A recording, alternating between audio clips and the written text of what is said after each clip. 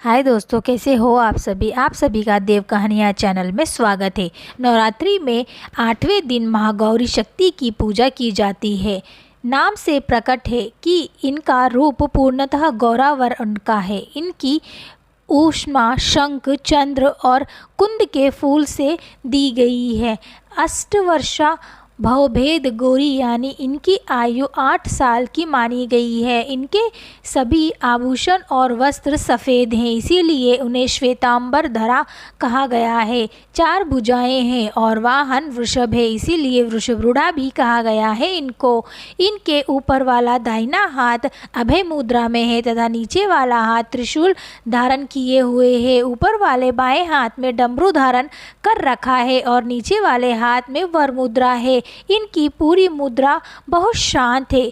पति रूप में शिव को प्राप्त करने के लिए महागौरी ने कठोर तपस्या की थी, इसी वजह से इनका शरीर काला पड़ गया था। लेकिन तपस्या से प्रसन्न होकर भगवान शिव ने इनके शरीर को गंगा जल के पवित्र जल से धोकर कांतिमय बना दिया।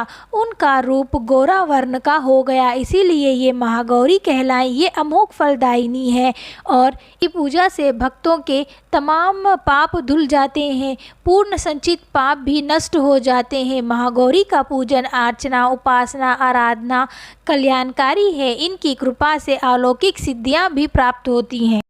शारदीय नवरात्रि की यानी 11 अक्टूबर अष्टमी तिथि है।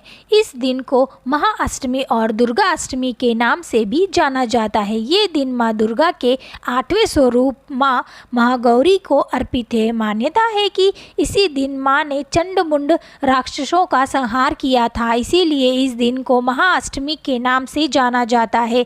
इस दिन कई लोग कन्या पूजन भी करते हैं। नवरात्रि का पर्व कन्या पूजन के बगैर अधूरा है। ऐसे में कई लोग अष्टमी को तो कई लोग नवमी को कन्या पूजन करते हैं। इस दौरान माँ दुर्गा के 9 स्वरूपों के प्रतीक के रूप में 9 कन्याओं को घर बुलाया जाता है और उन्हें प्रेम भाव से भोजन कराया जाता है। इसके बाद उन्हें सामर्थ्य अनुसार उपहार देकर और उनसे आशीर्वाद लेकर विदा किया जाता है। कन्या पूजन से ज्ञान विद्या में विकास होता है। इसके अलावा आर्थिक स्थिति में भी सुधार होता है। इससे शत्रु परास्त होते हैं और विघ्न बाधाओं का नाश होता है। क्यों की जाती है कन्या पूजन, तो चलिए जानते हैं। कन्या पूजन माँ दुर्गा को प्रसन्न करने के लिए किया जाता है। दरअसल एक बार इंद्रदेव ने परमपिता ब्रह्मा जी से माँ दुर्गा को प्रसन्न करने का उपाय पूछा था। इसका जवाब देते हुए ब्रह्मा जी ने कहा कि माँ दुर्गा कुंवारी कन्याओं का पूजन करने और उन्हें भोजन खिलाने से प्रसन्न होती हैं। इसी के बाद से माँ दुर्गा का आशीर्वाद पाने के लिए कन्या पूजन की परंपरा चली आ रही है। अगर आप भी अष्टमी या नवमी में से किसी एक दिन कन्या पूजन करने वाले हैं तो जान लीजिए इससे जुड़े कुछ नियम। पूजन के नियम। कन्या पूजन के लिए 2 से 10 वर्ष तक की कन्याओं को ही घर लेकर आना चाहिए। कन्या पूजन में कम से कम 9 कन्याएं और 1 बालक जरूर होना चाहिए। कन्याओं को भोजन कराने से पहले उनके पैर धोकर कुमकुम अक्षत लगाएं और उन्हें चुंदरी उड़ाएं। कन्या पूजन के प्रसाद में पूड़ी, हलवा और काले चने बनाना अनिवार्य होता है। कन्याओं को भोजन कराएं और आखिर में उन्हें उपहार देकर उनका आशीर्वाद जरूर लें।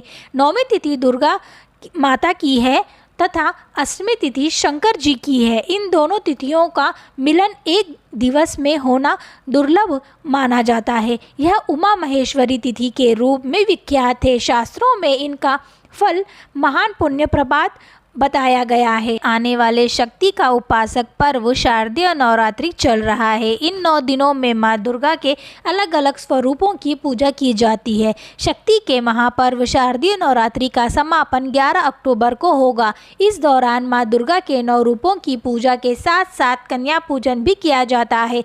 मान्यता है कि कन्या जिमाने से जीवन में भय, विघ्न और शत्रुओं का नाश होता है और समाज में भी नारी शक्ति को सम्मान मिलता है। धार्मिक ग्रंथों के अनुसार कन्याओं में माँ दुर्गा का वास होता है। उनको भोजन कराने से माँ देवी प्रसन्न होती हैं। वैसे तो कन्याओं को किसी भी दिन जिमाया जा सकता है, लेकिन नवरात्रि के अष्टमी और नवमी के दिन को सबसे शुभ माना जाता है। इस साल शारदीय नवरात्रि में 10 अक्टूबर को सप्तमी और अष्टमी एक ही दिन पड़ रहा है। शास्त्रों के अनुसार जब भी सप्तमी और अष्टमी एक ही दिन हो तब दुर्गाष्टमी का व्रत नहीं रखना चाहिए, क्योंकि यह उचित नहीं माना जाता है। इस स्थिति में अष्टमी नवमी का पर्व एक दिन को ही मनाया जाएगा।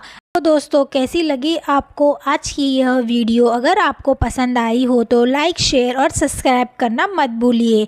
अब मुझे आज्ञा दीजिए और हमारे वीडियो के अंत तक बने रहने के लिए आप सभी का धन्यवाद।